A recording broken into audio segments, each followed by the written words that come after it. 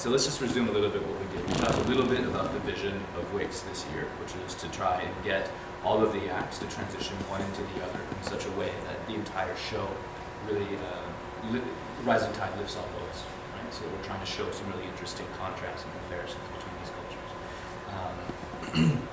We said that the basic idea is that you'll have Act A, Act B, and you'll have a transition, like a C, a little mini act, 30 seconds at the most, unless you get excited, you like working with the other coordinator, you want to do something really interesting.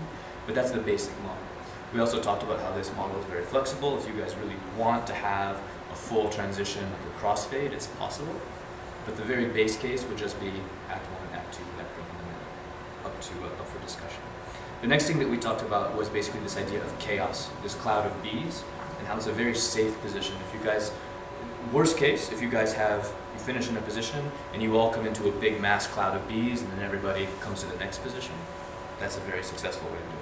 But we talked a little bit about how you go from chaos to line, chaos to line, chaos to line, and how you also have the option, of course, with line to line to line, but how that starts to look a little bit comedy musical, Bollywood kind of thing, which if you want, it's great, but it may not make sense if you're doing ballet and Beijing opera, for example. So it may be more interesting to try and explore a little bit of this chaos idea.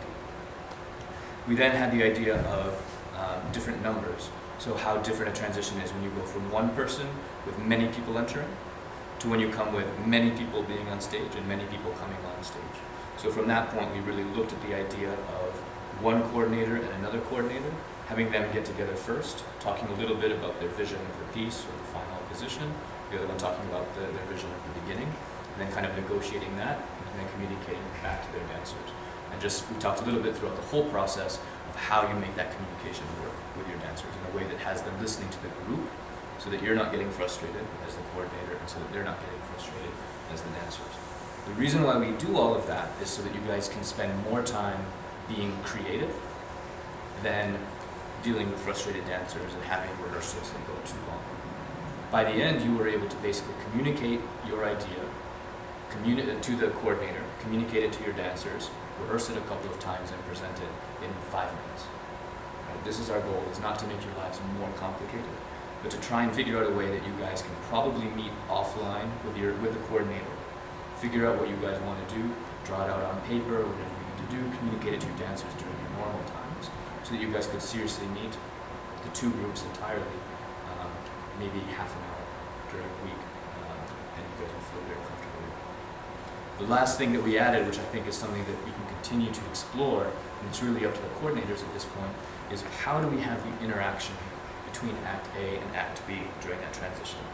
This, I think, is the richest area to explore because it's going to be very interesting to see how a bagpiper interacts with a Middle Eastern dance group. Right? These are the places where you guys are really going to have the chance to find the most culturally interesting images to explore. So that was the resume of what we did, why we did it.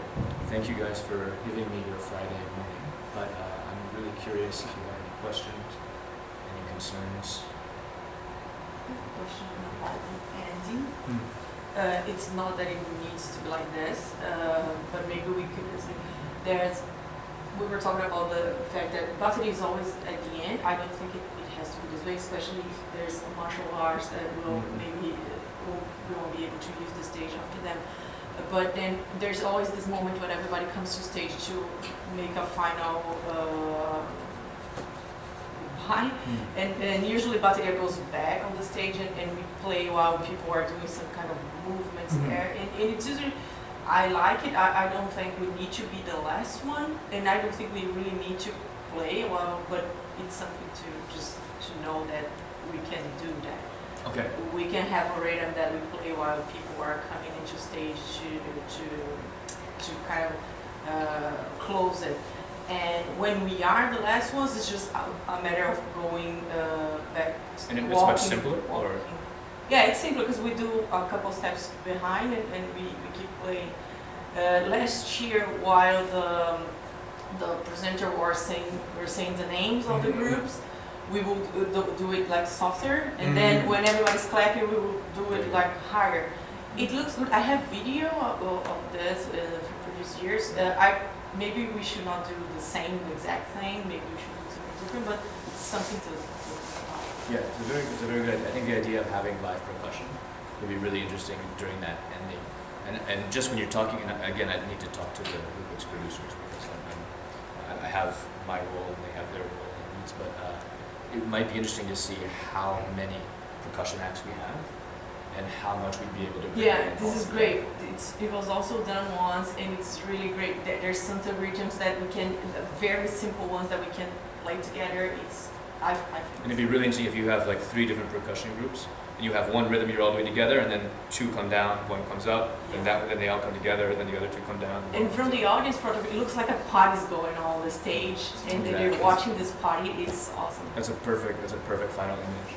And so to see what works logistically in terms of numbers of those groups and things like that, thank you. I think that's a really good final image for us to be. Do you know when we'll know the order of the dance? The idea right now, I was just talking to Danny about this, is that we're finalizing the list of the acts Monday after spring break.